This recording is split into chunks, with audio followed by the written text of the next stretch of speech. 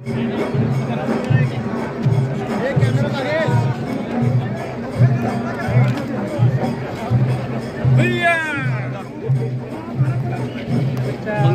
मूर्ती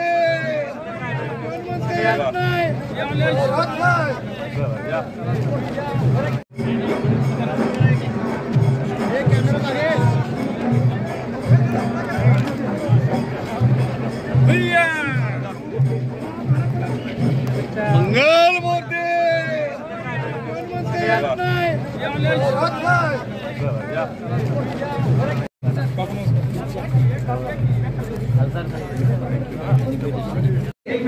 गुरुजी जातात गुरुजी थांबा जरा गुरुजी 2 मिनिट थांबा गुरुजी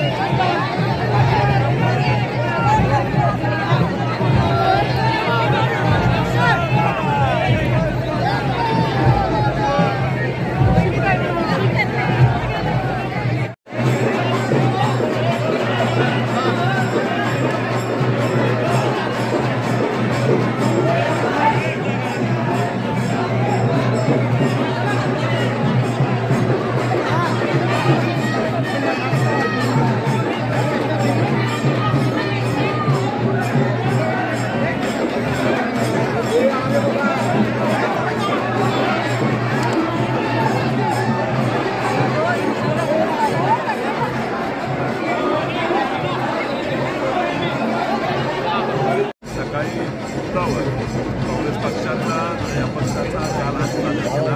आज सर्व कार्यकर्त्यांना या ठिकाणी त्यांच्या सोबतीनं आता कलेक्टर ऑफिसपर्यंत जाणार आहे। वाटेत आमची सभा होईल। त्या सभेत देखील जे काही आमचे धोरणं असतील सगळ्यांनी काय म्हणणे असतील ते ऐकून पुढची वाटचाल करू।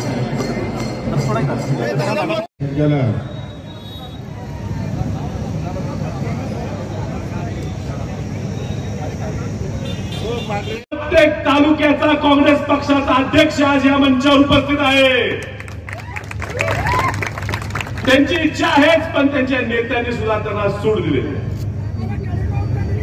भरपूर लोकांनी सांगितलं वहिनी कशाला चाललाय, पुढे विधानसभा इतर पद आहेत, जयश्री वहिनी पुढे तिकिटाची अडचण होईल,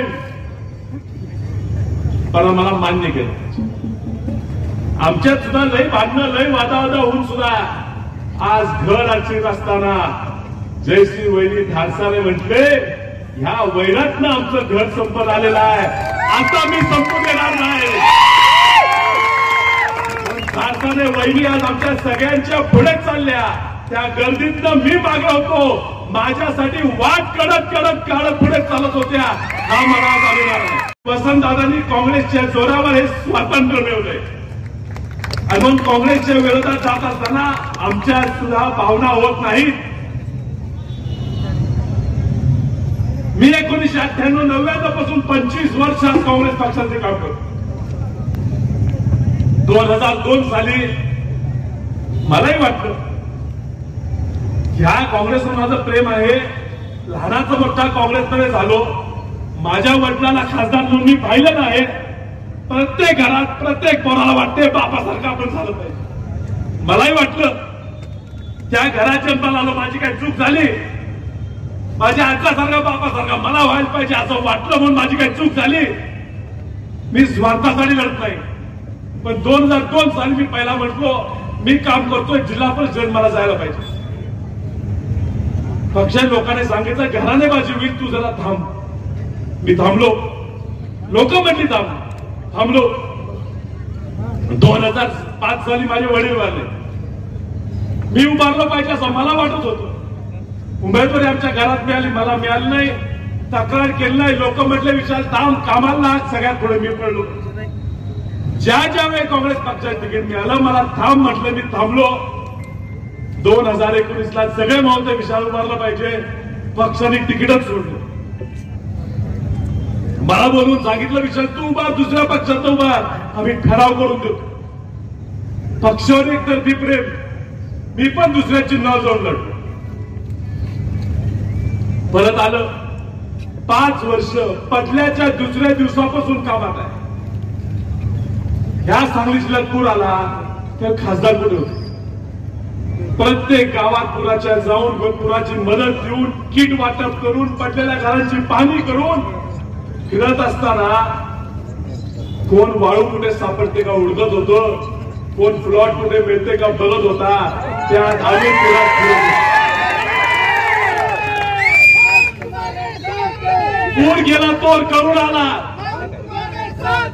लोक घर सोडायला तयार नव्हते.